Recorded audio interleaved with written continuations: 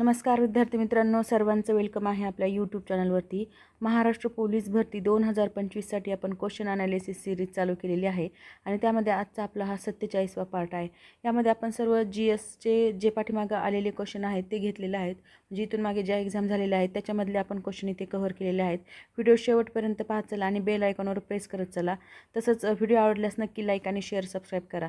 तर बघा, आजचा पहिला क्वेश्चन आहे, आयुष्यमान भारत दिन कधी साजरा करण्यात येत आहे? तर आयुष्यमान भारत दिन हा 30 एप्रिलला साजरा करण्यात येतो, म्हणजे सेकंड ऑप्शन आपलं करेक्ट आहे। तर आयुष्यमान भारत योजना कधीपासून सुरू झालेली? ही 2018मध्ये सुरू झालेली आहे आणि या योजनेद्वारे गरीब व वंचित नागरिकांना आरोग्य सुरक्षा मिळते। तसंच याच योजनेच्या जनजागृतीसाठी दरवर्षी 30 एप्रिल रोजी आयुष्यमान भारत दिन साजरा आपण करत असतो।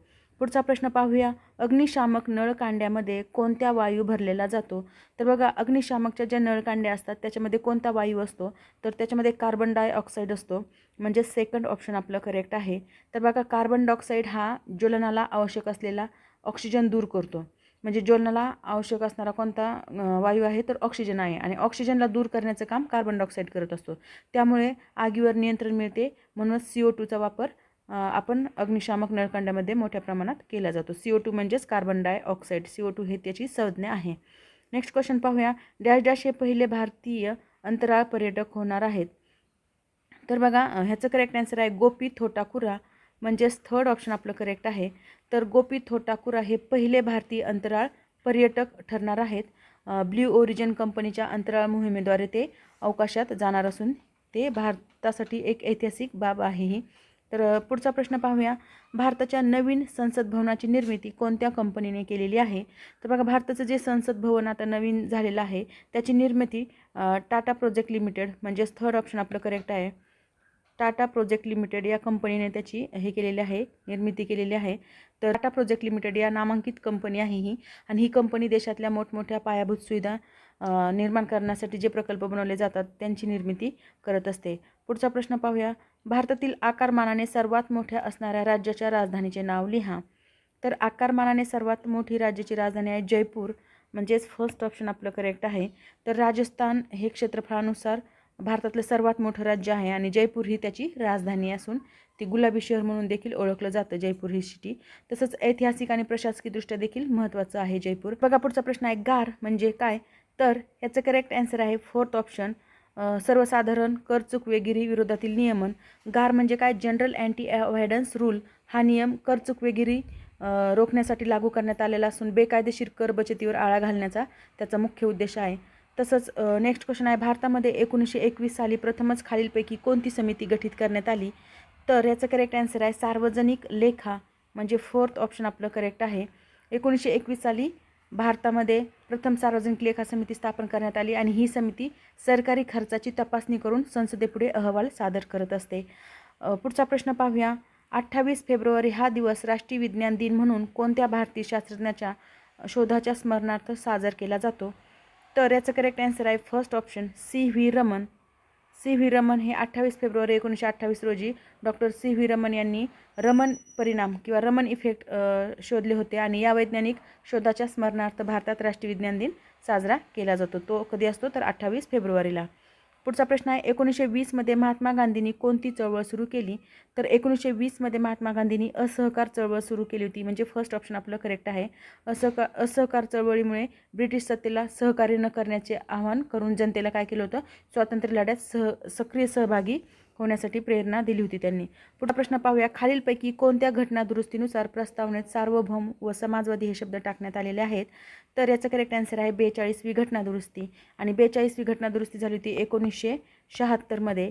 आणि भारतीय संविधानाच्या प्रस्तावनेत समाजवादी आणि धर्मनिरपेक्ष हे दोन महत्त्वाचे शब्द त्याच्यामध्ये समाविष्ट करण्यात आले होते।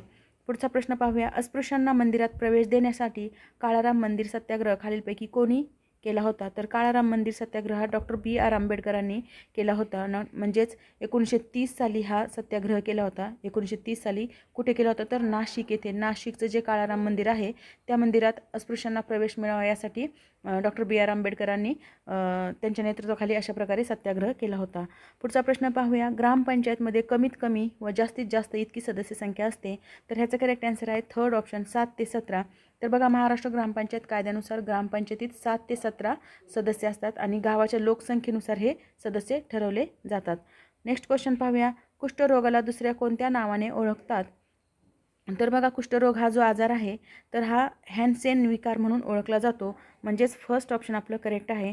कुष्ठरोगाला हॅन्सेन रोग असं म्हणतात आणि हा मायकोबॅक्टेरियम लेप्रे जीवाणूमुळे होणाऱ्या संसर्गजन्य आजार असून कुठे होतो तर हा त्वचा तसंच मज्जासंस्थेवर परिणाम करत असतो. पुढचा प्रश्न पाहूया. खालीलपैकी चुकीची जोडी ओळखा. तर चुकीची जोडी ओळखायची. पहिली आहे पीतक्रांती, ही तेलबियासाठी पीतक्रांती आहे. लाल क्रांती मांससाठी आहे. तसंच सोनेरी क्रांती मध उत्पादनासाठी आहे आणि गोल क्रांती टोमॅटो उत्पादनासाठी. तर जी चुकीची जोडी आहे ती आपली 4 नंबरचा पर्याय चुकीचा आहे. कारण भारतात बटाटा व इतर कंदमुळे जे आहेत त्यांच्या उत्पादनासाठी गोल क्रांती झालेली, ना की टोमॅटोसाठी. टोमॅटो काही कंदमुळं नाही. तर ही जी गोल क्रांती आहे ही जे कंदमुळं बटाटा यांच्यासाठी झालेली आहे आणि कृषी चळवळ म्हणून आपण तिला ओळखतो. तर अशा प्रकारे वेगवेगळ्या उत्पादनासाठी वेगवेगळ्या क्रांती झालेल्या आहेत. जसं की लाल क्रांती मांस उत्पादनासाठी, तेलबियाचं उत्पादन वाढवण्यासाठी पीतक्रांती झाली होती. मध उत्पादनासाठी सोनेरी क्रांती, ग्रीन रिव्हॉल्युशन, व्हाईट रिव्हॉल्युशन अशा वेगवेगळ्या क्रांती झालेल्या आहेत. तर बघा, पुढचा प्रश्न पाहूया. भारतीय संसदीय शासन पद्धती संदर्भात खालीलपैकी चुकीचे विधान ओळखा.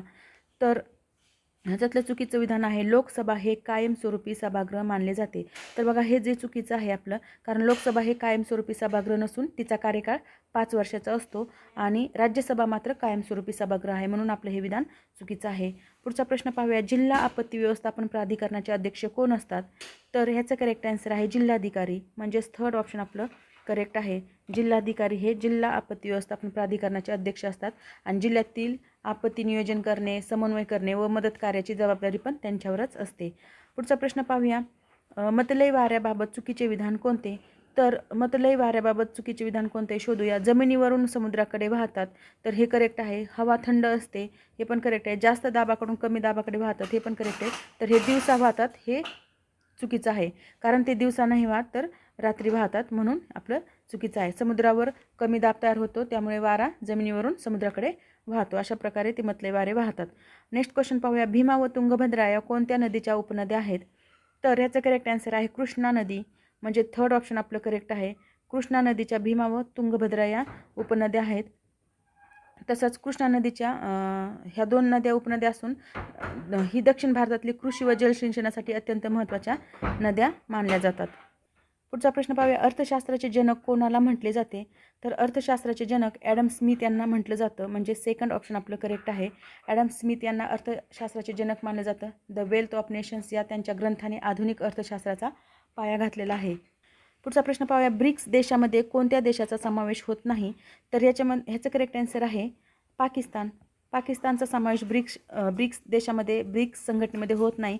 तर ब्राझील, रशिया, भारत, चीन आणि दक्षिण आफ्रिका हे देश जे आहेत ते ब्रिक्सचे सदस्य आहेत. पाकिस्तान मात्र ह्या सदस्य गटाचा नाही. नेक्स्ट क्वेश्चन पाहूया. अनुच्छेद डॅश डॅश अन्वये संसदेच्या दोन्ही सदनासमोर वार्षिक वित्तीय पत्रक ठेवले जाते. तर बघा, कोणतं अनुच्छेद आहे ते? तर ते आहे आर्टिकल 112. तर आर्टिकल 112 नुसार भारतीय संविधानाच्या आर्टिकल 112 नुसार केंद्र सरकार दरवर्षी वार्षिक वित्तीय पत्रक म्हणजेच अर्थसंकल्प जो असतो तो संसदेच्या दोन्ही सभागृहासमोर सादर करत असतो. आर्टिकल महत्त्वाचा आहे, आर्टिकल लक्षात असू द्या. तसंच व्हिडिओ शेवटपर्यंत पाहत चला. बघा, पुढचा प्रश्न आहे. खालीलपैकी कोणते टेलिफोनचा शोध लावला? तर टेलिफोनचा शोध कोणी लावलेला आहे? Alexander Bell. म्हणजेच थर्ड ऑप्शन आपलं इथे करेक्ट आहे. अलेक्झांडर ग्राहम बेल यांनी टेलिफोनचा शोध लावलेला आहे आणि या शोधामुळे मानवाच्या संवाद पद्धतीत खूप सारा बदल झालेला आहे. टेलिफोनशिवाय आता लाईफच नाही असं आपण म्हणायला हरकत नाही. पुढचा प्रश्न पाहूया. इसवी सन 1882 मध्ये यांच्या नेतृत्वाखाली शिक्षण आयोगाची स्थापना केली होती. तर तर त्याचं करेक्ट आन्सर आहे विल्यम हंटर यांच्या अध्यक्षतेखाली. म्हणजे थर्ड ऑप्शन आपलं करेक्ट आहे. 1882 मध्ये लॉर्ड रिपन यांच्या काळात विल्यम हंटर यांच्या अध्यक्षतेखाली भारतीय शिक्षण आयोगाची स्थापना करण्यात आलेली आहे, म्हणून आपलं थर्ड ऑप्शन करेक्ट आहे. नेक्स्ट क्वेश्चन पाहूया. 1906 मध्ये राष्ट्रीय काँग्रेसच्या कोलकाता अधिवेशनाचे अध्यक्ष कोण होते? तर याचं करेक्ट आन्सर आहे दादाभाई नौरोजी. म्हणजे सेकंड ऑप्शन आपलं करेक्ट आहे. तर बघा, 1906ला जे अधिवेशन झालं होतं त्या साली झालेल्या राष्ट्रीय काँग्रेसच्या कोलकात्याला झालं होतं हे अधिवेशन आणि याचे अध्यक्ष होते दादाभाई नौरोजी. या अधिवेशनात स्वराज्याची मागणी ठळकपणे मांडली होती. तर बघा मित्रांनो, अशा प्रकारे आपण इथे 24 क्वेश्चन घेतलेले आहेत. आणि त्याचं इन डिटेलमध्ये अनालिसिस पण केलेलं आहे.